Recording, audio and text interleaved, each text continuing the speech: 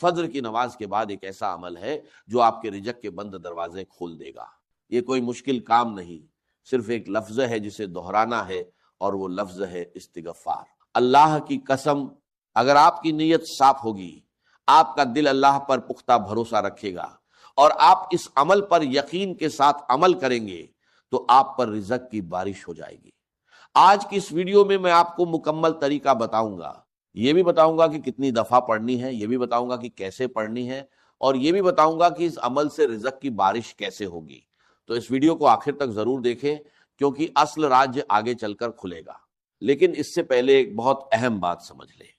آج کل کے نوجوانوں کا بڑا مسئلہ یہ ہے کہ وہ فجر کی نماز پڑھتے ہی نہیں، رات دیر تک موبائل پر لگے رہتے ہیں اور صبح سورج نکلنے تک سوئے رہتے ہیں۔ اور یہ صرف نوجوانوں کی بات نہیں، بہت سے بڑی عمر کے لوگ بھی جو نوجوانوں سے تھوڑے سینئر ہیں، وہ بھی اسی غفلت میں پڑے رہتے ہیں۔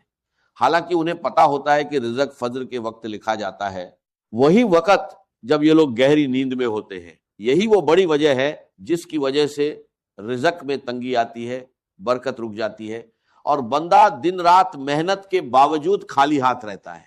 جو وقت اللہ نے رزق کی کشادگی کے لیے رکھا ہے، وہی وقت ہم نیند میں جایا کر دیتے ہیں۔ سورہ نوح میں اللہ تعالیٰ نے حضرت نوح علیہ السلام کی زبان سے اپنی قوم کو یہ پیغام دیا کہ اپنے رب سے بخشش مانگو، بے شک وہ بہت بخشنے والا ہے، وہ تم پر آسمان سے برسات بھیجے گا اور تمہیں مال اور بیٹوں سے مدد دے گا، اور تمہارے لیے باغت بنائے گا اور تمہارے لیے نہریں جاری کرے گا۔ یہ الفاظ محض ایک نصیحت نہیں، بلکہ یہ ایک اصول ہے جو قیامت تک کے لیے ہے۔ جو گناہوں سے سچے دل سے توبہ کرے گا، جو بار بار استغفار کرے گا، اللہ اس کے رزق کے دروازے کھول دے گا انشاءاللہ۔ سوچیں، ہماری زندگی میں تنگی، قرض، کاروبار میں نقصان، نوکری میں رکاوٹ، یہ سب کہیں نہ کہیں ہمارے گناہوں، غفلت اور فجر کی نماز چھوڑنے کا نتیجہ ہوتے ہیں۔ ہم دنیاوی اسباب پر تو زور لگاتے ہیں، مگر وہ ایک عمل بھول جاتے ہیں جو رزق کے دروازے کھولنے کی چابی ہے۔ فجر کی نماز کے بعد وہ وقت ہے جب دل ابھی پرسکون ہوتا ہے، شیطان کا اثر کم ہوتا ہے، اور بندہ اللہ کے قریب ہوتا ہے۔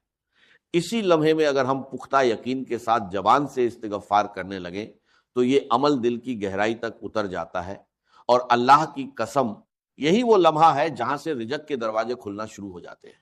استغفار کا مطلب صرف زبان سے معافی مانگنا نہیں، بلکہ یہ دل سے شرمندگی کا اظہار ہے، یہ اقرار ہے کہ ہم اپنے رب کے سامنے کمزور اور گناہ گار ہیں، اور یہ پختہ یقین ہے کہ وہ رب جو غفار ہے، جو بار بار معاف کرنے والا ہے، ہماری تنگیوں کو دور کر دے گا۔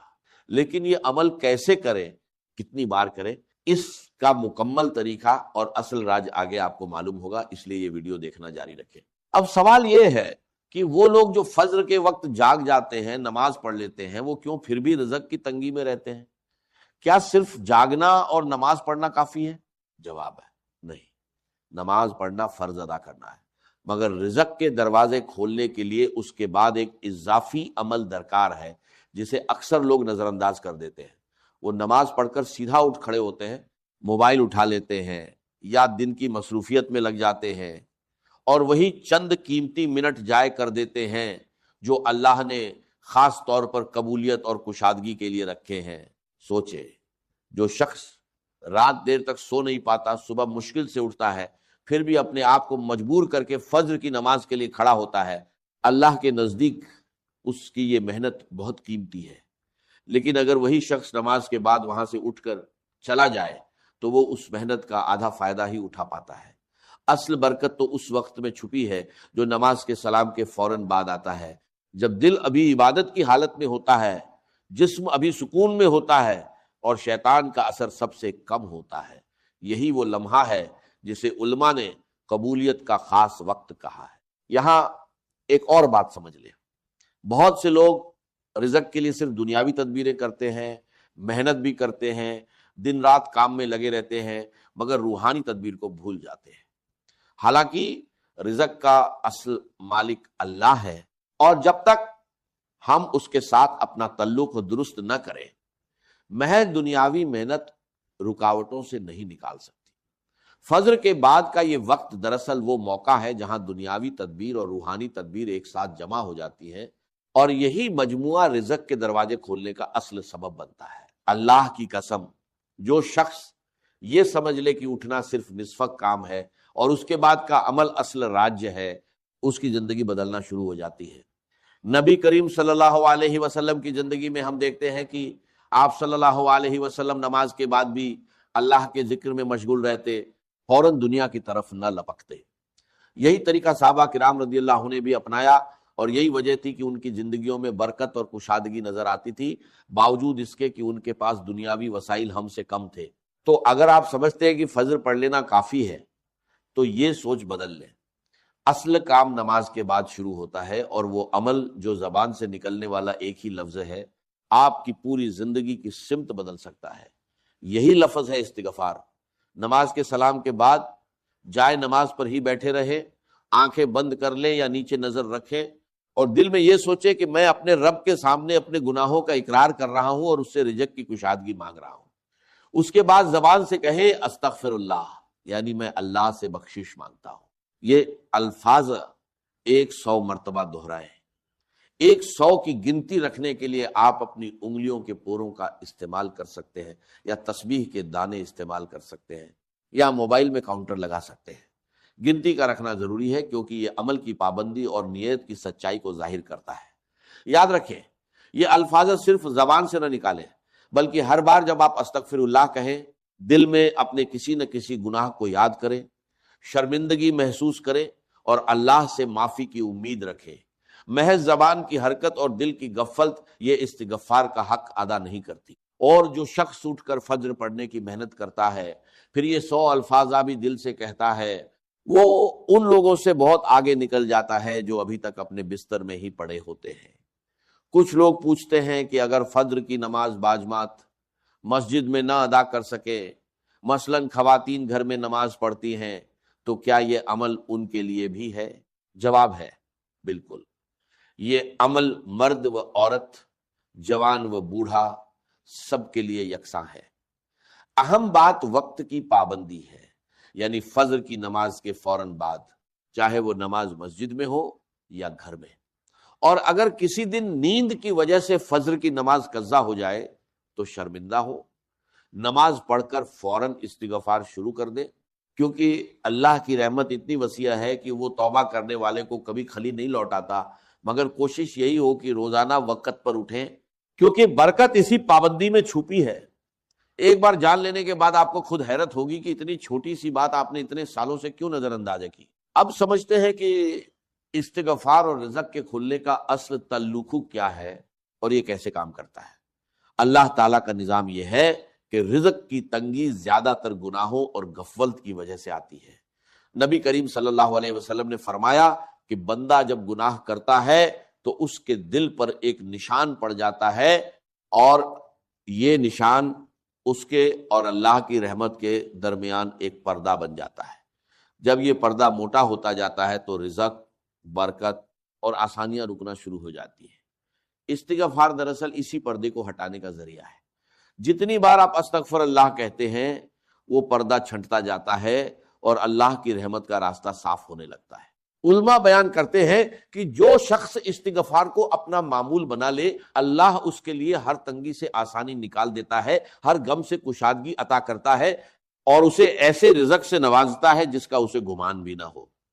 یہی وہ وعدہ ہے جو آج بھی 1400 سال بعد اتنا ہی سچ ہے جتنا اس دن تھا جب یہ الفاظ کہے گئے۔ رزق کا معاملہ صرف محنت اور اسباب کا نہیں، بلکہ اس کے ساتھ دل کی حالت، گناہوں سے پاکیزگی اور اللہ سے تعلق کا بھی ہے۔ اب سوال یہ ہے کہ رزق کھلنے کی نشانیاں کیا ہیں؟ سب سے پہلی نشانی یہ ہے کہ جو کام مہینوں سے رکا ہوا تھا اچانک ایک راستہ نکل آتا ہے۔ دوسری نشانی یہ ہے کہ دل میں غیر متوقع کے سکون آ جاتا ہے۔ پیسوں کی کمی ہونے کے باوجود پریشانی کم ہو جاتی ہے، کیونکہ اللہ دل کو یقین اور کنات سے بھر دیتا ہے۔ تیسری نشانی یہ ہے کہ کہیں سے ایسی مدد آ جاتی ہے جس کی امید بھی نہیں تھی، کوئی رشتہ دار، کوئی موقع، کوئی نیا راستہ جو پہلے نظر نہیں آ رہا تھا۔ چوتھی نشانی یہ ہے کہ خرچ کرنے کے باوجود پیسہ کم نہیں ہوتا، بلکہ برکت کے ساتھ بڑھتا محسوس ہوتا ہے۔ یہ سب اللہ کے کھولے ہوئے رزق کے دروازوں کی علامات ہیں، اور جو شخص باقاعدگی سے یہ عمل کرتا ہے وہ خود اپنی زندگی میں یہ تبدیلیاں محسوس کرنے لگتا ہے۔ بہت سے لوگ پوچھتے ہیں کہ کتنے دن میں اثر نظر آنا شروع ہوتا ہے۔ سچی بات یہ ہے کہ اس کی کوئی مقررہ مدت نہیں، کیونکہ یہ اللہ کی حکمت پر منحصر ہے، نہ کہ ہماری جلد بازی پر۔ کچھ لوگوں کو چند دنوں میں ہی کشادگی نظر آنے لگتی ہے اور کچھ کو ہفتوں یا مہینوں کا وقت لگتا ہے، مگر جو شخص مستقل مزاجی سے پختہ یقین کے ساتھ یہ عمل جاری رکھتا ہے، اللہ کی قسم وہ کبھی خالی ہاتھ نہیں رہتا۔ اصل امتحان یہی ہے کہ کیا آپ چند دن کوشش کر کے چھوڑ دیں گے یا اسے اپنی زندگی کا مستقل معمول بنائیں گے۔ جو لوگ صبر کے ساتھ اس پر جمے رہتے ہیں وہی لوگ ہیں جن کی زندگی میں اللہ حیرت انگیز تبدیلیاں لاتا ہے۔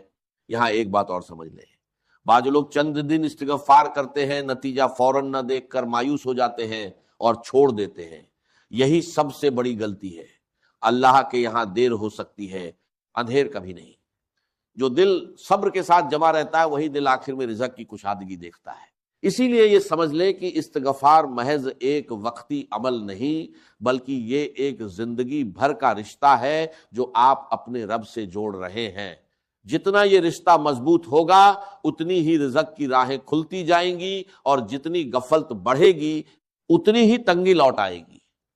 اسی لیے فجر کے بعد کا یہ چند منٹ کا عمل دراصل آپ کی پوری زندگی کی سمت بدل سکتا ہے۔ بہت سے لوگ یہ عمل شروع تو کرتے ہیں مگر چند دن بعد رکاوٹیں آنے لگتی ہیں۔ سب سے پہلی رکاوٹ یہ ہے کہ آنکھ ہی نہیں کھلتی۔ اس کا حل یہ ہے کہ رات سونے سے پہلے وضو کر کے سوئیں، الارم کچھ فاصلے پر رکھیں تاکہ اٹھ کر بند کرنا پڑے، اور سوتے وقت دل میں نیت کریں کہ اللہ کے لیے اٹھنا ہے۔